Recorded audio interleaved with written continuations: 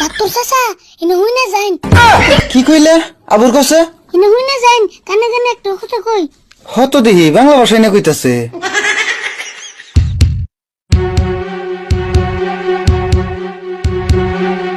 আচ্ছা ও বনি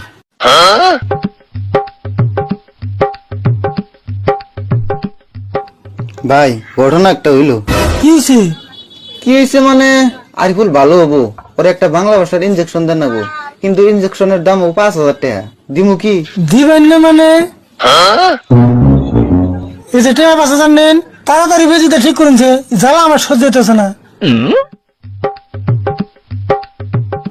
আপনি এনে বহুন আমি ইনজেকশন দিয়ে আরিফুল ঠিক করে আনতাছি